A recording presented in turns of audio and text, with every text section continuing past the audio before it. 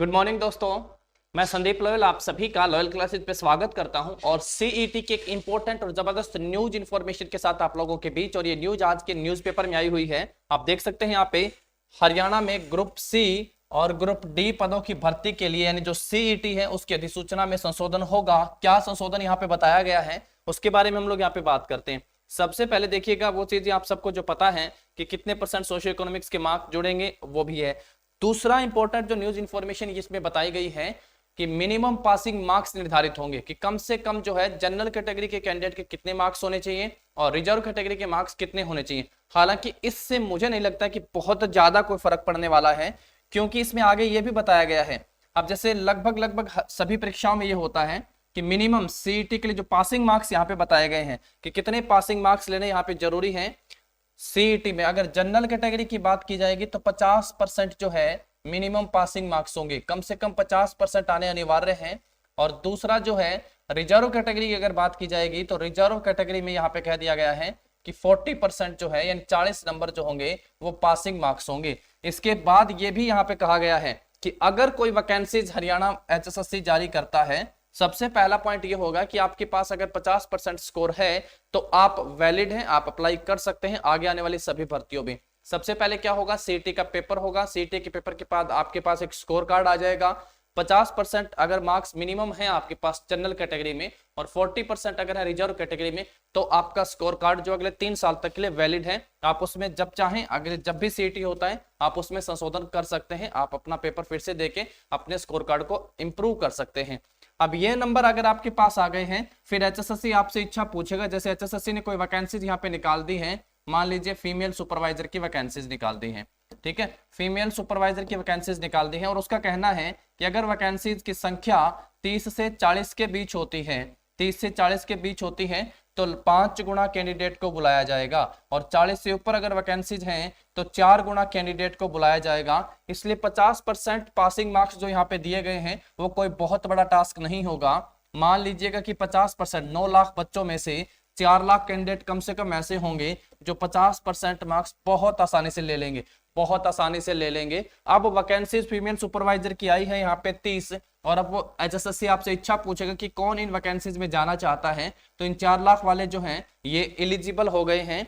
अब essential qualification के अनुसार मान लीजिए 10,000 बच्चे कह देते हैं कि हम ये वैकेंसीज के लिए अप्लाई करना चाहते हैं, 10,000 बच्चे, लेकिन HSSC करेगा क्या, फिर कट ऑफ जारी करेगा और उसमें ऊपर वाले ही 5 गुना, अब मान लो 30 वैकेंसी है 30 से 40 के बीच, तो केवल वो इन 10,000 में से 150 बुलाएगा और इसके लिए वो क्या लगाएगा, यहाँ पे एक कट ऑफ लगाएगा, इसके लिए वो यहाँ पे कट ऑफ लगाएगा। अब आपको ये बात समझ में आ गई है कि मिनिमम पासिंग मार्क्स बेशक 50% अनिवार्य कर दिए गए हैं।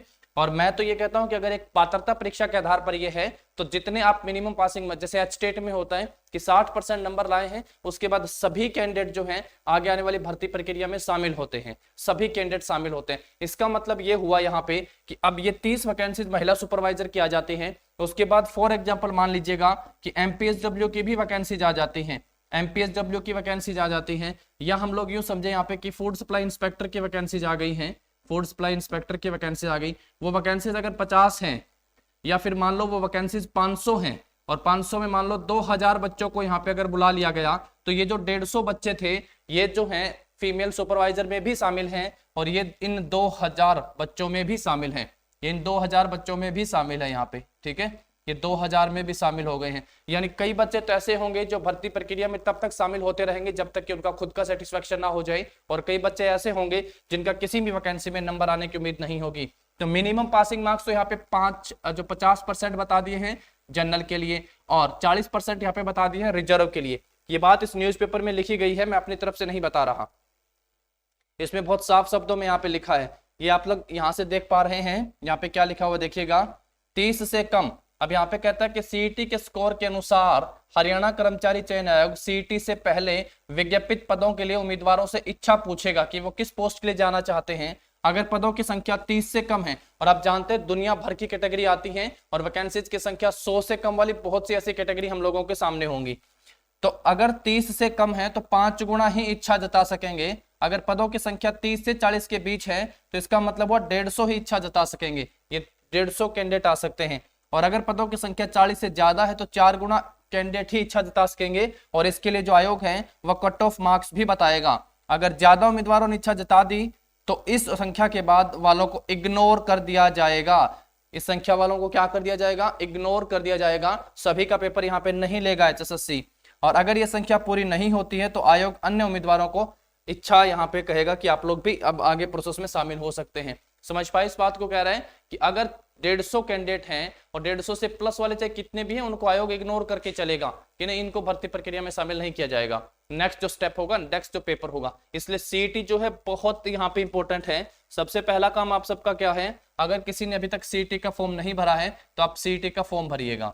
सबसे पहला टास्क आपका यह है कि आप सीईटी का फॉर्म भरें। और दूसरा इंपॉर्टेंट है कि आप अपनी तैयारी को लगातार करते रहें, अपनी प्रिपरेशन को बहुत अच्छे और सही तरीके से आप अपनी तैयारी को आगे बढ़ाएं, निरंतर लगातार मेहनत करते रहें, क्योंकि यहाँ पे अभी तक चीजें स्पष्ट नहीं हो पाई हैं। और दूसरा कि ग्रुप डी में ऐसा हो सकता है कि डायरेक्टली मतलब सिलेक्शन पे पहुंच जाते हैं बच्चे ग्रुप डी में, क्योंकि वहां कोई दूसरे पेपर का ऑप्शन नहीं होगा। यहाँ पे थोड़ा 50% मिनिमम पासिंग मार्क्स जरूर हैं, लेकिन ऐसा मत मानिएगा कि केवल 50% नंबर आ जाने से आप दूसरे प्रोसेस में शामिल हो जाएंगे, क्योंकि HSSC ने यहाँ पे साफ कहा है कि उनको इग्नोर कर दिया जाएगा। ठीक है, तो आप लोग HSSC CET की तैयारी कर सकते हैं। और दूसरा एक इंपॉर्टेंट इन्फॉर्मेशन ये भी कि आप लॉयल क्लासेज के नाम से एप्लीकेशन है, आप लोग डाउनलोड कीजिएगा। प्ले स्टोर में उसका लिंक भी दिया हुआ है, सॉरी वीडियो के डिस्क्रिप्शन में लिंक दिया हुआ है, नहीं तो आप लोग प्ले स्टोर से सर्च करके आप लोग डाउनलोड कर सकते हैं। वहां पे different types of mock test available है सीईटी के, वो कोई 5, 10, 20 नहीं है, कंप्लीट जो 150 के करीबन मॉक टेस्ट अवेलेबल हैं। वो मॉक टेस्ट आप लोग कर सकते हैं जो किसी भी एग्जाम में की ऑफ सक्सेस होते हैं, बहुत इंपॉर्टेंट होते हैं। और साथ साथ हमारा सीईटी का लाइव बैच चल रहा है, आप लोग ज्वाइन कर सकते हैं। सीईटी का लाइव बैच चल रहा है, आप लोग ज्वाइन कर सकते हैं। और डेमो स्वरूप आप हमारी वीडियो जो है यूट्यूब पे भी देख सकते हैं। Thank you and have a nice day.